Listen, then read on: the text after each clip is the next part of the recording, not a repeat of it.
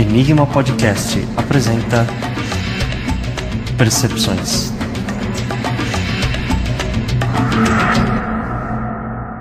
No Enigma Podcast, o espaço é para hipnose.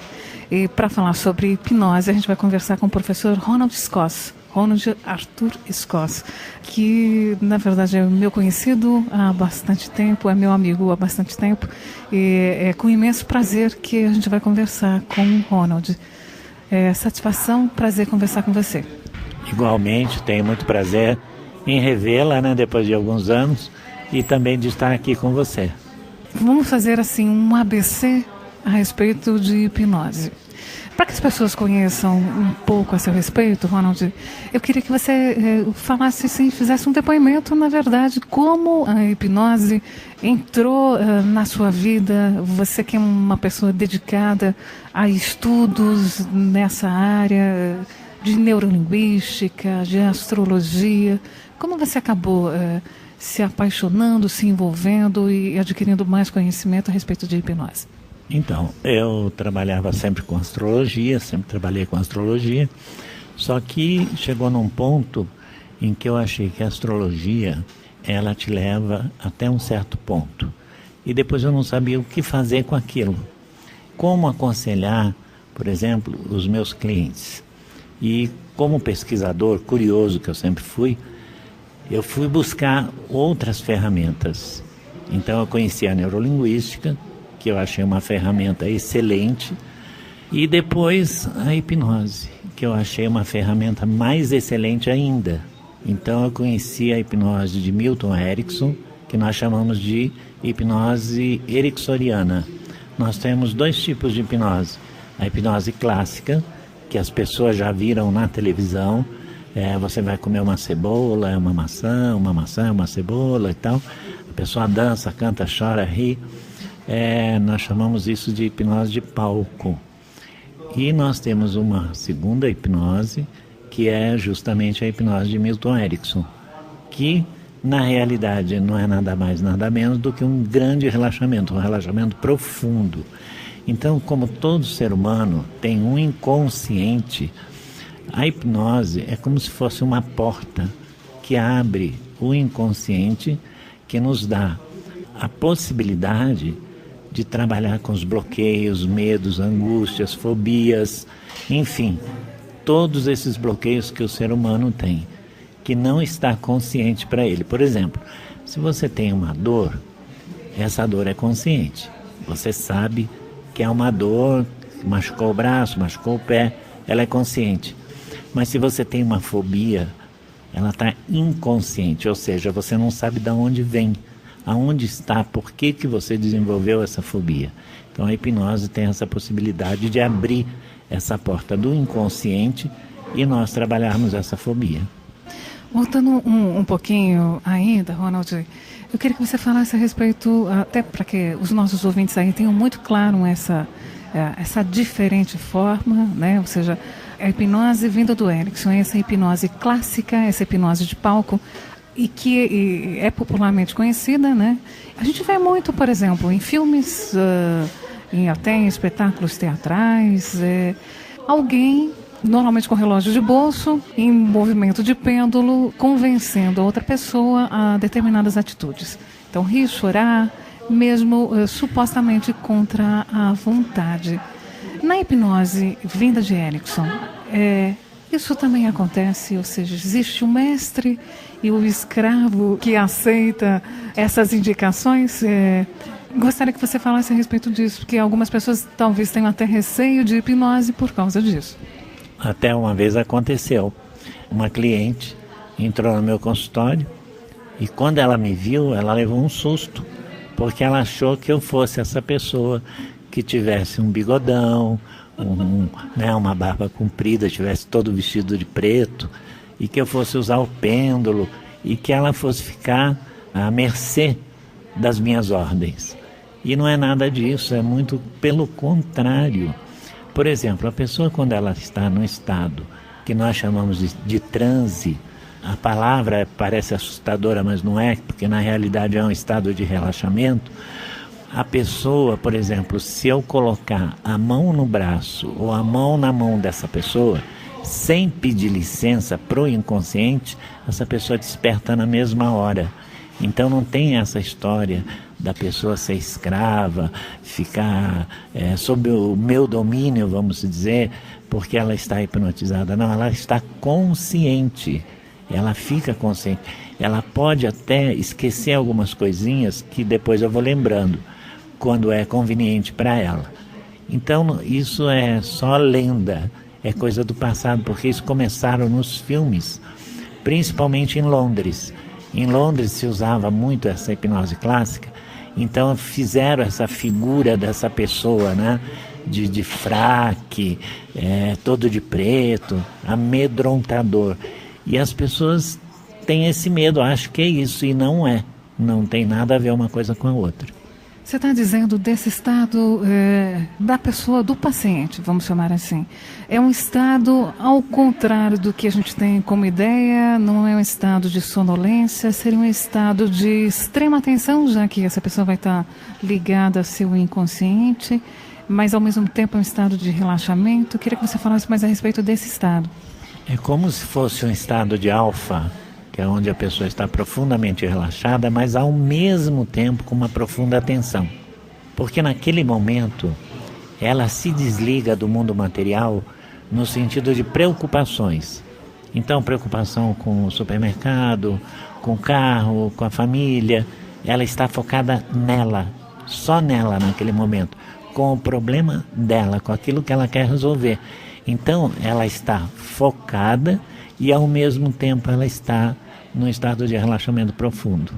Já que ela está focada, tem como você, por exemplo, numa sessão focar, não sei se é assim que você trabalha, como os especialistas em geral trabalham, focar em determinado assunto, por exemplo, não consigo lidar, tenho medo, tenho fobia com relação à altura, tenho medo de viajar de avião, eu posso trabalhar em terapia, em hipnose, eu posso trabalhar exatamente só esse medo, é assim que normalmente acontece? Com certeza. Por exemplo, eu já atendo muitos casos exatamente de fobia, medo de altura, medo de avião, medo de elevador, é muito comum. E tem outros medos que as pessoas nem sonham que existem, assim como medo de borboleta, medo de lagarta. São coisas que nós encontramos no nosso dia a dia. Mas, por exemplo, eu tinha uma cliente que se uma borboleta encostasse nela, ela era capaz de desmaiar. De tanto pavor, era uma fobia em relação à borboleta. Foi trabalhado. Posso dar outros exemplos até mais profundos. Tinha uma cliente que ela se casou por amor, com muito amor, e ele também, por amor. Só que assim, ela casou virgem, ela não admitia determinadas coisas. Foram para a lua de mel, e na lua de mel nada aconteceu, porque ela sentia dores atrozes. E tinha uma dificuldade muito grande em relação à sexualidade. Então o que aconteceu? Me procuraram porque o casamento estava indo por água abaixo e nós começamos uma terapia em relação à sexualidade dela, e com o passar do tempo, mas eu não me lembro precisamente quantas sessões foram na época, nós fizemos uma regressão e ela se viu aos 4 anos sentada no colo do pai e o pai a bulinava. Então, isso no inconsciente dela ficou perigo, perigo, perigo. Trabalhamos e resolveu o problema dela. Esse foi um caso. O outro caso que me impressionou muito foi de um rapaz que tinha uma dor de cabeça crônica. E aquela dor de cabeça que ele já tinha feito todos os exames, tinha passado por vários médicos, enfim, uma série de coisas, e me procurou. Trabalhamos, e conclusão da história. De repente ele vira para mim e diz assim: eu estou em outra vida. Eu, na realidade, trabalhei como se fosse, porque eu não tenho certeza se era. Nós não sabemos se é uma fantasia do inconsciente ou não. O terapeuta, ele precisa trabalhar como se fosse com a realidade que o cliente está trazendo. Conclusão da história. Perguntei para ele: aonde você está? Estou na guerra e acabei de levar um tiro na cabeça. Trabalhamos e resolveu o problema dele. Então, As pessoas me perguntam e querem muito fazer. Eu quero fazer uma hipnose para fazer uma regressão para vidas passadas. Não é assim, porque nós não sabemos se isso existe ou não. É possível até o útero, até ali nós trabalhamos. Então, por exemplo, se a pessoa tem um bloqueio, como teve uma cliente minha, ela tinha um bloqueio em relação à mãe. Ela gostava, adorava a mãe, mas ao mesmo tempo ela tinha medo da mãe. O que aconteceu? Quando ela era bebê, a mãe foi no banheiro com ela no colo, escorregou e caiu. O que o inconsciente registrou? Que a mãe a jogou no chão. Então ela tinha essa prevenção em relação à mãe. Trabalhamos e resolveu o problema dela. Então, cada caso é um caso, cada pessoa é uma pessoa. Agora, o importante é saber que a pessoa não precisa ter esses receios, esses medos. Por exemplo, a polícia de alguns estados, assim, até como o estado de São Paulo, usa muito a hipnose para fazer o retrato falado. Então, isso mostrou no Jornal Nacional, a moça tinha sido violentada e, conclusão, ela não lembrava da fisionomia do estropador. Colocaram em estado de transe, de relaxamento profundo, e o desenhista foi desenhando o rosto e conseguiram pegar o sujeito. Então, a pessoa não precisa ter esses receios, esses medos, por falta, às vezes, de ler, por falta de informação. As pessoas criam essa barreira, quando na realidade a hipnose é uma ferramenta muito poderosa. Eu queria que a gente falasse desse processo de linha de tempo, as sessões e essa linha do tempo. Você comentou que por meio da hipnose se pode chegar, por exemplo, até o útero. Isso seria numa única sessão? É uma sequência de sessões? Normalmente, como é feito esse trajeto, esse regresso? Por favor. Primeiro, eu peço para a pessoa, na primeira sessão, para que ela acesse a sua linha do tempo. Todos nós temos uma linha do tempo. Algumas pessoas, essa linha sai da cabeça, outra sai do peito, outra sai dos braços, depende, outra sai das costas, mas existe a linha. Essa linha, ela vai direcionar essa pessoa para que essa pessoa vá para o passado, ela está no presente e depois para o futuro. Isso é feito em algumas sessões. É quase que impossível fazer numa sessão só, porque a pessoa fica cansada, o terapeuta fica cansado. É um trabalho fascinante, com resultado fascinante também, mas é quase impossível ser feito numa única sessão. Por quê?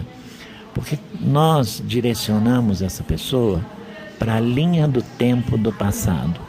A linha do passado vai levar essa pessoa até o útero, no caso, para descobrir onde está aquele bloqueio.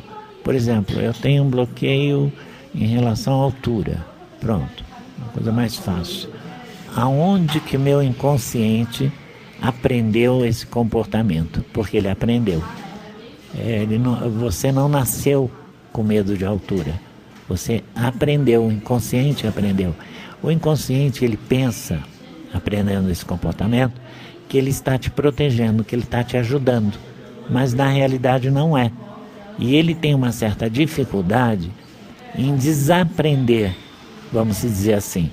Então nós vamos trabalhando com o inconsciente para que ele possa desaprender esse comportamento e vamos colocar um novo comportamento, ou seja, não ter medo de altura. O ter medo de altura é natural para todo ser humano, porque é uma proteção natural. Se eu não tenho medo, eu vou numa sacada e pulo, porque eu não tenho medo. Mas o medo racional, e esse medo de fobia é um medo irracional, né? A pessoa deixa de entrar num elevador, sobe 5, 6, 10 lances de escada por não entrar num elevador por medo, né? Então nós trabalhamos isso. Também já tive muitos clientes que é um mal de hoje em dia, vamos dizer, né? Ronald, a gente pode dizer de uma maneira bastante simplificada que a técnica da hipnose faz com que, por exemplo, de um mau hábito, por exemplo, como excessivamente, por meio da hipnose eu posso ter um bom hábito, ou seja, comer de maneira regrada, posso me conscientizar desse mau hábito, desse meu comportamento que não é interessante, não é positivo para mim. Existe algum mecanismo, por exemplo, fumo e não quero mais fumar. Posso largar esse hábito fazendo com que exista uma conotação negativa. Não quero comer mais carne.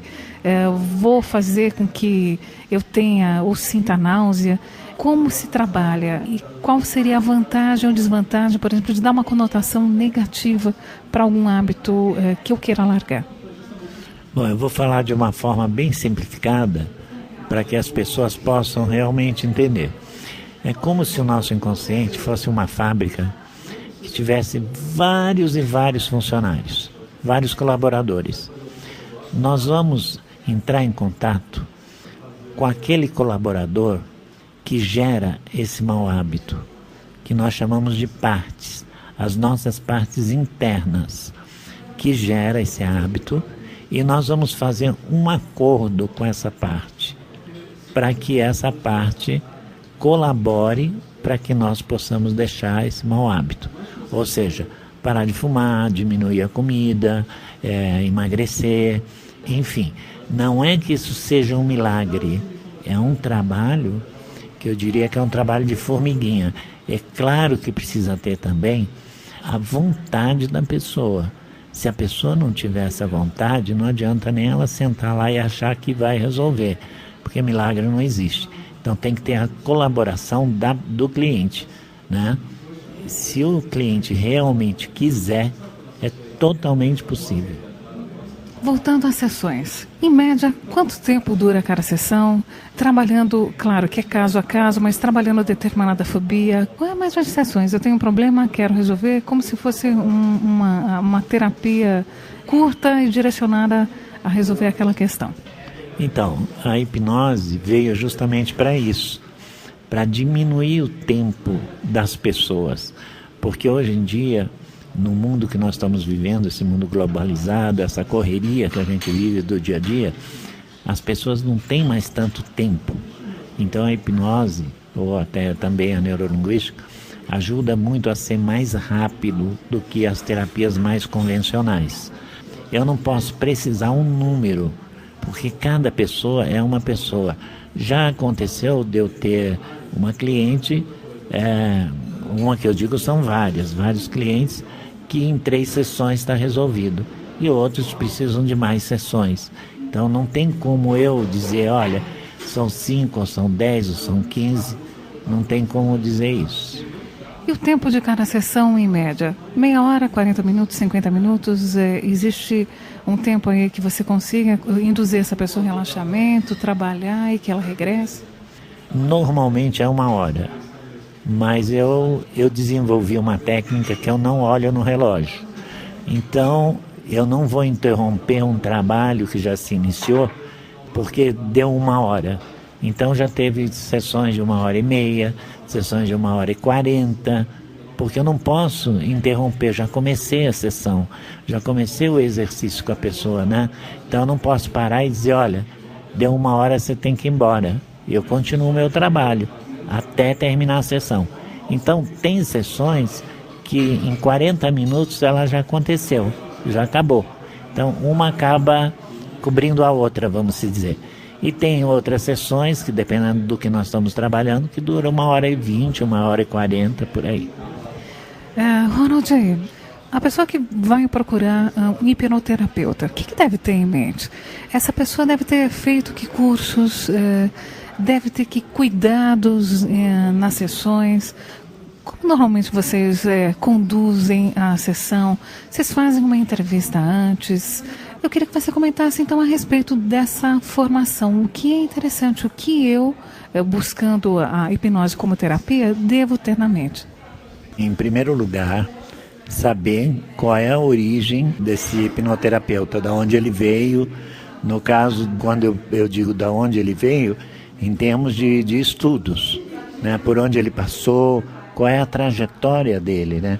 Porque na realidade, tanto a hipnose quanto a neurolinguística, nós não temos uma universidade no Brasil, uma faculdade. Nós fazemos cursos e cursos e cursos e não acaba nunca, né? Porque é estudo, estudo e mais estudo. Então nós estamos sempre pesquisando. Agora, pode haver nesse meio também algum pilantra, né? Como eu mesmo conheço um que se destacou aí no Brasil prometendo mundos e fundos, você vai ficar rico. As pessoas ficaram descrentes em relação à neurolinguística. Por exemplo, eu ministro cursos em empresas e algumas empresas me proibiram de falar o nome neurolinguística. Eu troquei o nome, eu uso a neurolinguística, mas com outro nome. Por quê? Porque queimou. Então, quando essas pessoas, inclusive hipnoterapeuta, começa a prometer milagre, você vai ficar boa no dia seguinte, eu sou bom, eu faço isso, eu faço aquilo, cuidado. Aí todo cuidado é pouco.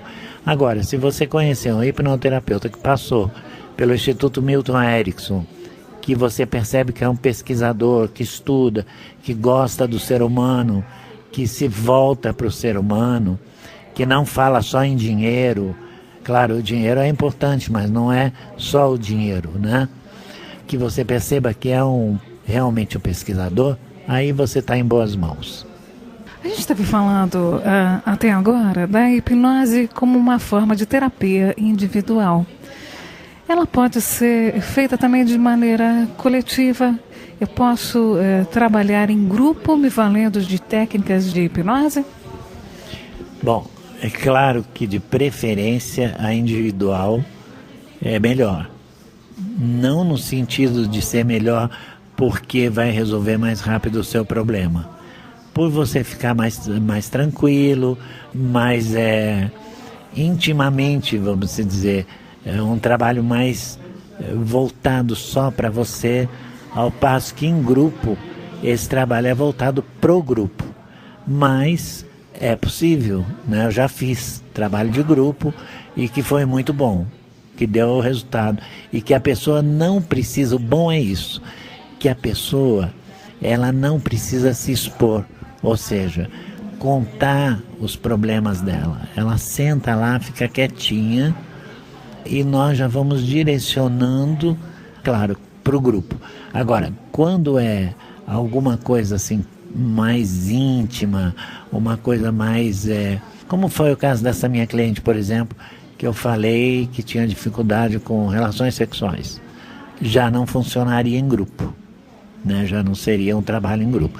O trabalho em grupo seria mais assim para medo de falar em público, timidez, coisas mais leves, né? Embora falar em público está entre os as 5 fobias maiores do mundo, você sabia? É superior à morte, ao medo da morte. São pesquisas no mundo inteiro. E eu mesmo era um que eu tinha pavor de falar em público. Se falasse que eu ia falar em público, eu era capaz de fugir, né? E o universo me colocou aí, dando curso, etc. A terapia, já que pode ser feita de maneira coletiva, eu posso perseguir, me valer dela como ferramenta para direcionar, por exemplo, um projeto em comum. Eu, numa empresa, eu posso ser treinada buscando um objetivo comum para os meus funcionários, por exemplo. Isso pode ser feito, ou seja, essa terapia, a hipnose como terapia, pode ser também trabalhada para aspectos profissionais, para estudos, não só para os medos e fobias. Eu posso me preparar de forma a alavancar qualidades que eu tenho? Sem dúvida nenhuma. Por exemplo, quantas pessoas que trabalham em empresas que são líderes e não sabem que são líderes, está embutido essa liderança, ou até porque ela tem medo de acreditar nela mesma que ela tem esse aspecto de liderança. Então, quando nós trabalhamos com a hipnose e descobrimos que essa pessoa tem essa forte tendência a desenvolver uma liderança, nós trabalhamos em cima disso exatamente para ela ser uma líder ou um líder. Você trabalhou também como hipnoterapeuta, direcionando as tuas técnicas do teu trabalho a grupos de atletas. Eu queria que você comentasse a respeito desta experiência, que a gente aí está lidando com o coletivo e projetando normalmente o sucesso, né? Ser bem-sucedido, vencer, ganhar. Como foram esses processos, esses projetos? Foi muito gratificante. Trabalhei com os leites Nestlé, com as meninas do vôlei, dos leites Nestlé, e depois a Nestlé retirou o patrocínio e elas foram para o BCN e eu fui junto.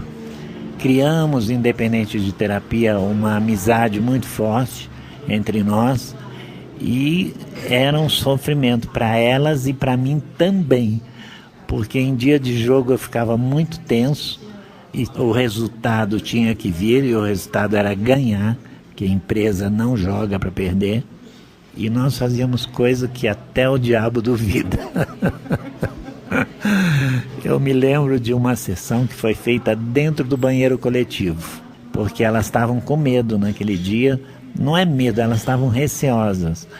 E era um jogo muito importante e nós fizemos um trabalho em grupo, que foi muito bom, mas foi dentro do banheiro. Então, eu usava algumas técnicas muito interessantes que sempre tiveram um bom resultado, graças a Deus, para elas e para mim também. Ronald, qualquer pessoa é hipnotizável, independentemente, por exemplo, de idade. Adolescente pode ser, uma pessoa da terceira idade, homens e mulheres. Quem pode passar por essa terapia de hipnose? Todos podem passar. Alguns estudos dizem que 10% da população não é hipnotizável. Só que nós temos ferramentas para fazer com que esses 10% também sejam hipnotizáveis. Vamos dizer que esses 10% de pessoas que não são hipnotizáveis são pessoas dominadoras, pessoas que detêm o poder. Então elas jamais vão querer se entregar. Nós passamos o poder para ela. Quer dizer, ela pensa que nós passamos, né?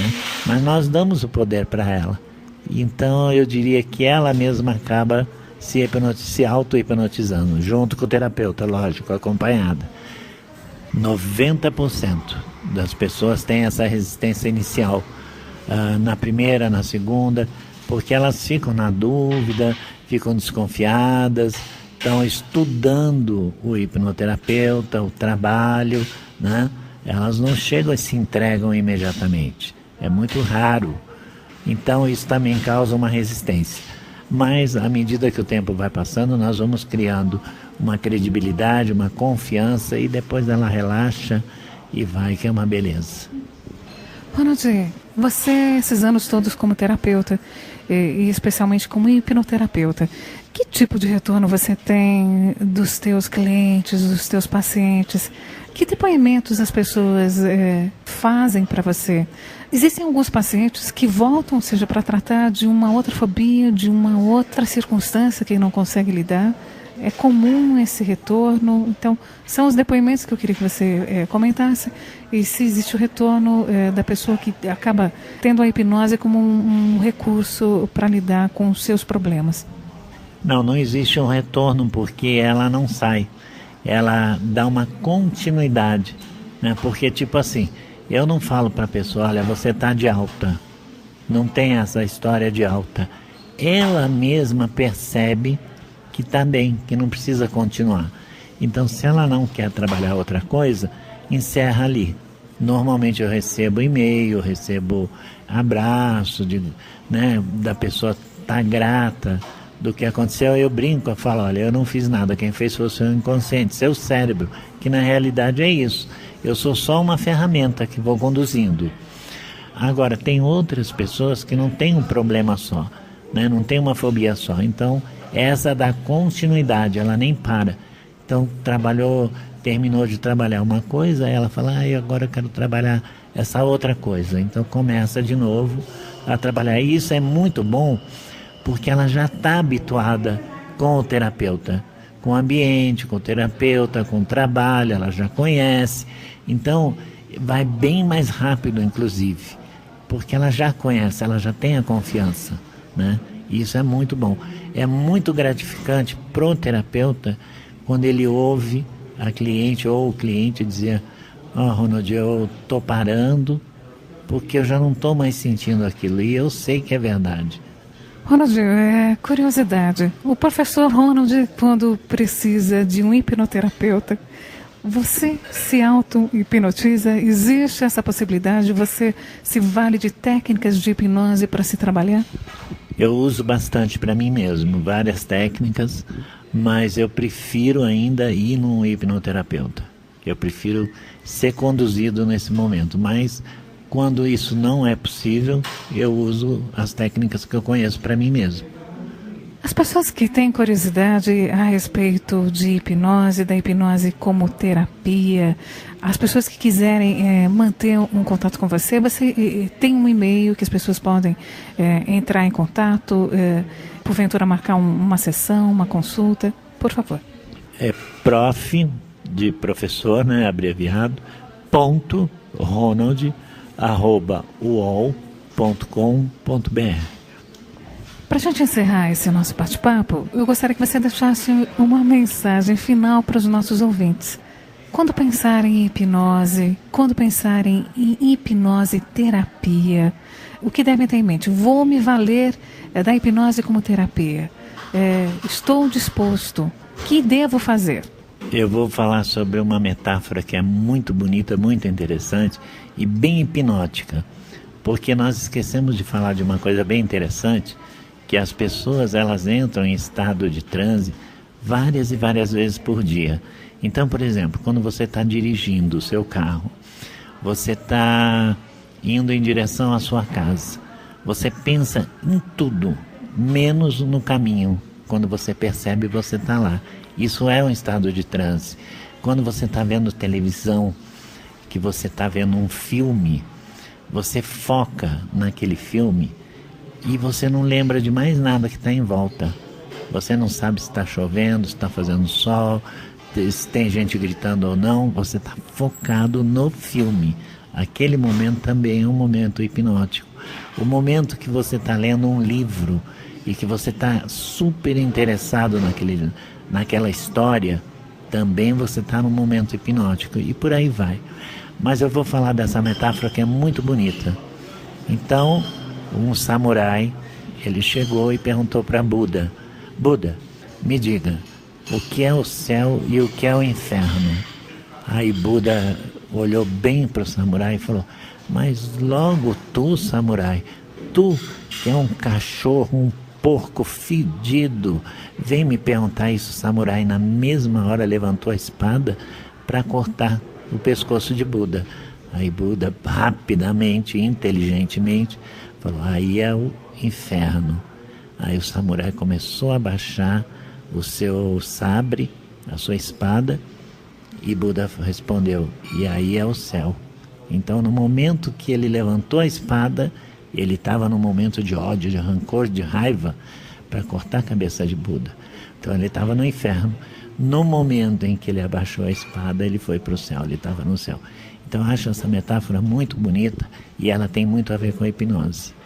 Bem, a gente conversou com o professor Ronald Arthur Scorsese, ele que é hipnoterapeuta e também é um grande estudioso de neurolinguística e de astrologia, a quem a gente agradece as informações, a quem a gente agradece a entrevista e também o reencontro. Obrigada, parabéns pelo trabalho, muito sucesso. Eu é que agradeço a todos e espero que vocês meditem a respeito e não tenha medo, né? Confie, não tenha medo, que dá para se ajudar muita gente. Um grande abraço a todos.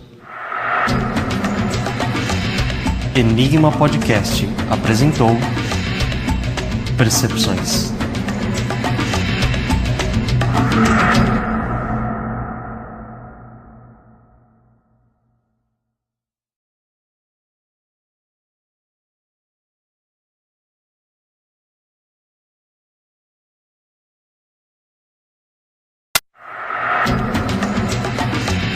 Enigma Podcast apresenta percepções.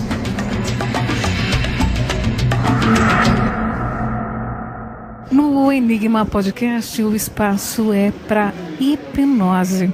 E para falar sobre hipnose, a gente vai conversar com o professor Ronald Arthur Scoss, que na verdade é meu conhecido há bastante tempo, é meu amigo há bastante tempo, e é com imenso prazer que a gente vai conversar com o Ronald. É satisfação, prazer conversar com você. Igualmente, tenho muito prazer em revê-la, depois de alguns anos, e também de estar aqui com você. Vamos fazer assim um ABC a respeito de hipnose.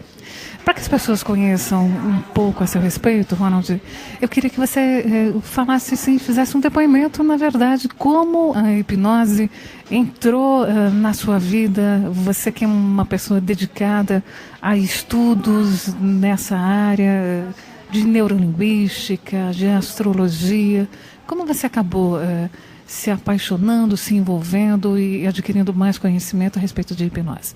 Então, eu trabalhava sempre com astrologia, sempre trabalhei com astrologia, só que chegou num ponto, então na televisão, você vai comer uma cebola, uma maçã, uma cebola e tal, a pessoa dança, canta, chora, ri, nós chamamos isso de hipnose de palco.